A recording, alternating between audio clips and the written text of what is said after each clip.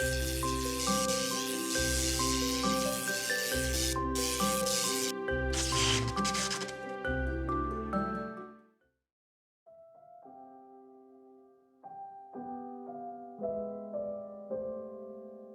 was so awfully cold.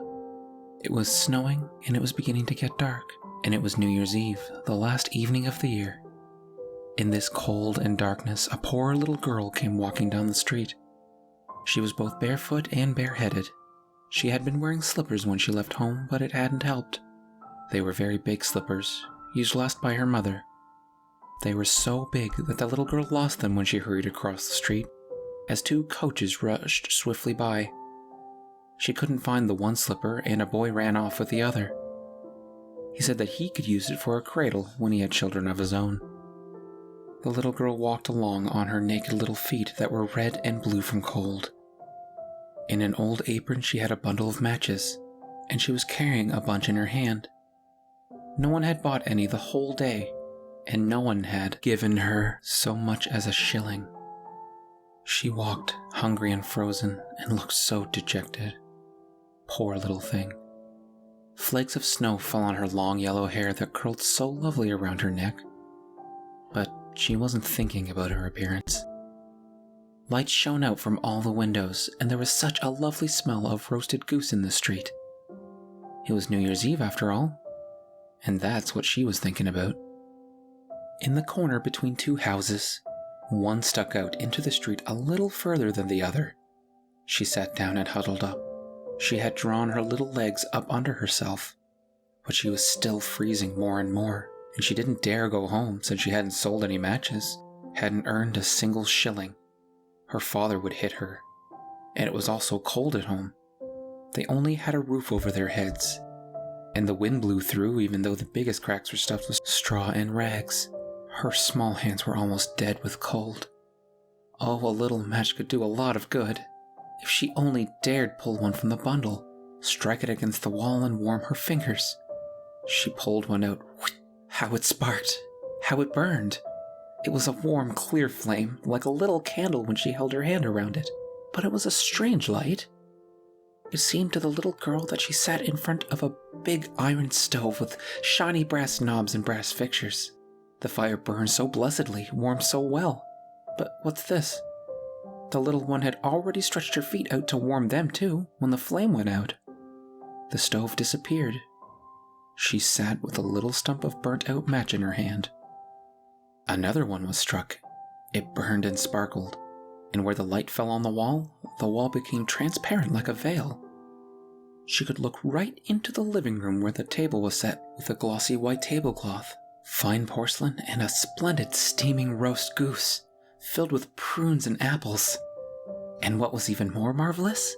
The goose sprang from the platter, waddled across the floor with the fork and knife in its back, right over to the poor girl. Then the match went out, and she could only see the thick, cold wall. She lit another one. Then she was sitting under the most beautiful Christmas tree. It was even bigger and better decorated than the last one she had seen through the glass door of the rich merchant this past Christmas. Thousands of candles burned on the green branches, and colorful pictures like those that grace store windows looked down at her. The little girl reached both arms into the air. Then the match went out. The many Christmas candles rose higher and higher. She could see now that they were the clear stars. One of them fell and made a long streak of fire in the sky. "Now someone is dying," said the little girl, because her old grandmother, who was the only person who had been good to her, but was now dead, had told her that whenever a star falls, a soul rises to God. She struck another match against the brick wall. It shone all around, and her old grandmother appeared in the glow, so clear, shining, so gentle and kind. "Grandma," shouted the little one, "oh, take me with you. I know you'll be gone when the match goes out. Gone like the warm stove, the lovely roast goose, and the great splendid Christmas tree." And quickly she struck the whole bundle of matches that were left. She wanted to keep grandmother there. The matches shone with such splendor that it was lighter than bright daylight.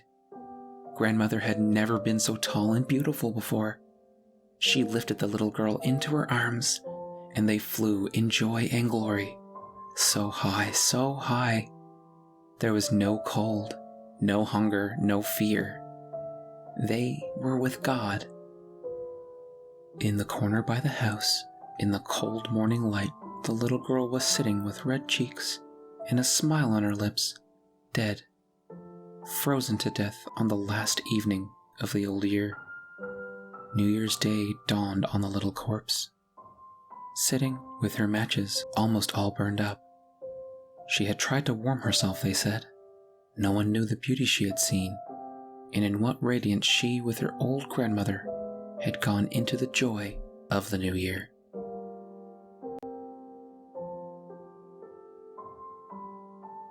If you enjoyed this story, please subscribe to my channel and click the bell icon so you don't miss any future stories.